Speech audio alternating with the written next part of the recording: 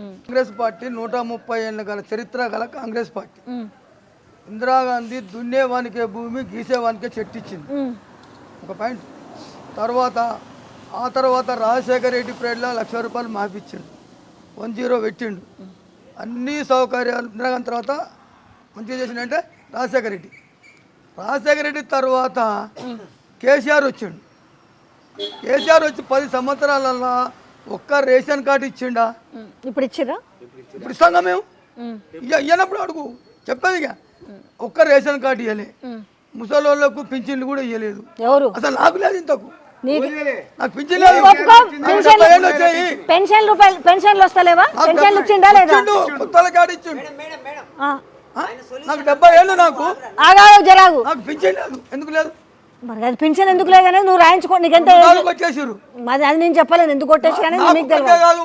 ఊళ్ళో 300 మంది, నీకెంత వయసు? 300 మంది నా సొంత. ఎంత వయసు? ఎంత వయసు? ఒకటి తక్కువ 70. ఒకటి తక్కువ 70 ఉన్నాయి. నీకు భలే మా అట్లా లేదు. డేట్ ఆఫ్ బర్త్ చూపిస్తా. నిన్ను చూస్తే అట్లా లేడు. లేదా డేట్ ఆఫ్ బర్త్ చూపిస్తా. 54. సరే, ఇప్పుడు నేను ఒకటి చెప్తాను. ఏ ప్రభుత్వంలో ఉండే లోసుకులు ఆ ప్రభుత్వంలో ఉండే నేను కూడా ఒప్పుకుంటా. కానీ ఇప్పుడు అడుగుతున్నది ఏంటంటే, నాకు కూడా బ్యాంకు దాకా పోయిన దాకా తెలియదు విషయం, నిజంగా చెప్తున్నా. రుణమాఫీకి సంబంధించి ఏమైందనంటే పాస్ పుస్తకాలు తీసుకొని వచ్చి ఇట్లా వడ్డీ కట్టమంటారు అన్నాడు. నేను అన్నా కదా, ఏ మేనేజర్లు తప్పు చెప్తున్నారేమో, బ్యాంకు వాళ్ళు వడ్డీ కట్టేది లేదు అన్న. విషయం ఏం చెప్తున్నారు అంటే, మీరు డిసెంబర్ 9 వరకు ఏమి కట్టేది లేదు, కానీ డిసెంబర్ తర్వాత ఏవైతే ఉన్నాయో ఆ వడ్డీ డబ్బులు కట్టమని అడుగుతున్నారు. ఇదంతా ఊటకం మేడం. మేము 6 గ్యారంటీలు అడిగిన దానికి నేను చెప్పినా వడ్డీ కట్టమంటారు అనేది మొత్తం చేస్తూ మంచిగా రికార్డ్ చేసుకోవాలి. రేపు మీరు ఎవరు వడ్డీ కట్టకండి, పోయి అయితే బ్యాంక్ లో పోయి చెప్పాను. మేము 2 లక్షల రుణమాఫీ చేస్తామన్నాం, చేసినాము. తర్వాత అవును చూడు, రేపు వచ్చే నెలకు రేపు జెండా వందనం తర్వాత నన్ను మళ్ళీ ఇదే ప్రశ్న చేసి అడుగు, ఎక్కడ చేశారా మీరని అడుగు. ఇప్పుడు వడ్డీ కట్టేది ఏం లేదు.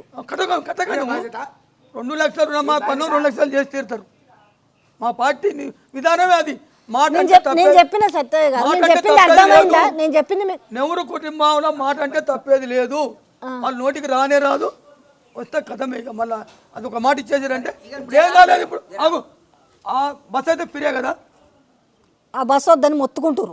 మొత్తుకున్నాం పోనీ అంటే జనాలకు ఇష్టం లేకుండా పెడతారా? చేసినవా చేయలేదా అన్నమాట, నిలుపుకున్నావా నిలుపుకోలేదా?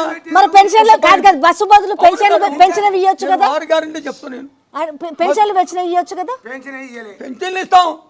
ఒక్క నెల ఆగితే మేము అన్నది మొత్తం సక్సెస్ కాగా ఇంకా వేరే కూడా చేస్తాం. రైతు బంధు పార్టీ విధానం అది. రైతు బంధు ఏది? రైతు భరోసా రేపు కానీ వస్తుంది. రేపు ఇది రేపు జెండా వందనం కానీ అప్పుడు తర్వాత మళ్ళీ నువ్వు మళ్ళీ అటు పోతున్నావు. నేను అడిగిన దానికే చెప్పు. ఖరీఫ్ జరుగుతున్నది, ఖరీఫ్ జరుగుతున్నప్పుడు వాళ్ళు ఇత్తనాలు మందులో మాకులో తెచ్చుకోనికైతే ఇవ్వాలన్నా వద్దా? ఇప్పుడు వస్తుందా వస్తలేదా? రైతు బంధు వచ్చిందా? రైతు బంధు రాకుండా ఇప్పుడు రుణమాఫీ అవుతుందా లేదా? దానికి ఈ పైసలు తీసుకుపోయి దాంట్లో పెట్టుడు. దేంట్లో పెట్టినా మా పార్టీ విధానం కరెక్ట్ జరుగుతుంది. 10 సంవత్సరాల్లో రైతు బంధు చాలా ఉంటుందా? ఇంకా 4 ఏళ్ళు ఇది కూడా బయటకు వస్తుంది. రైతు బంధు గుర్తుపెట్టాలి. కడుపులో పిల్ల లేదు, కుళ్ళేందుకు గుర్తు పెట్టాలి. 5 సంవత్సరాల్లో మేము ఎట్లా పరిపాలిస్తాం? ఇప్పుడు ఖరీఫ్ నేను ఒకటి అడుగుతుంది, ఇవన్నీ కాదు రాజకీయాలు మనకు ఎందుకులే. కానీ ఖరీఫ్ సీజన్ ఇది. ఆల్రెడీ మందులు అవన్నీ తెచ్చుకొని ఇత్తనాలు తెచ్చుకొని అన్నీ వేసుకోవాలి కదా. మనకు పెట్టుబడి సాయం అన్నారు. ఆ ప్రభుత్వంలో 10 ఇచ్చారు, మేము 15 ఇస్తాము అన్నారు. మొన్నటిసారి యాసంగికి అన్నారు కదా, యాసంగికి ఇవ్వలేము కానీ మేము ఖరీఫ్లో పైసలు అవి పాత ఇవి కల్పిస్తామని చెప్పారు. ఖరీఫ్ ఆల్రెడీ ఎప్పుడు ఇవాళ జూన్లోనే కదా. నన్ను కూడా మరి మాట్లాడి నువ్వు మళ్ళీ నువ్వు టాపిక్ తప్పకుండా నేను అడిగిన దానికి నాకు సమాధానం చెప్పాలి. మరి నేను కరెక్ట్ ఆన్సర్ చెప్తా. దళితులకే ముఖ్యమంత్రి అన్నాడు, చేసిండా? నేను మళ్ళీ అడిగి దళితులది కాదయ్యా, ఇప్పుడు రైతులది చెప్పు. నేను అడిగేది కూడా ప్రజలు అడుగుతాను. ఎందుకు చేయలేదు? కేసీఆర్ పెట్టింది ఏది తప్పుంది చెప్పు. తర్వాత కదా ఒక నిమిషం నేను అడుగుతా ఇదే ప్రశ్న. నేను ఇది కూడా చెప్తా. 2014లో దళితున్నే సీఎం చేస్తా అన్నారు కదా, చెయ్యలే. అదే చెప్తున్నా, చెయ్యలే. 2018 ఎలక్షన్లు 2014లో ఎన్ని వచ్చినాయి? 61, 64 సీట్లోనే వచ్చినాయి. ఆడికాడికే వచ్చినాయి. 2018లో మన జనాలకు మళ్ళీ దళితుని సీఎం చేస్తాను చెప్పలేదు కదా, మరి 88 సీట్లు ఎట్లా వేసి గెలిపించుకున్నారు జనాలు? తుఫాన్ ఎప్పుడు వస్తుంది?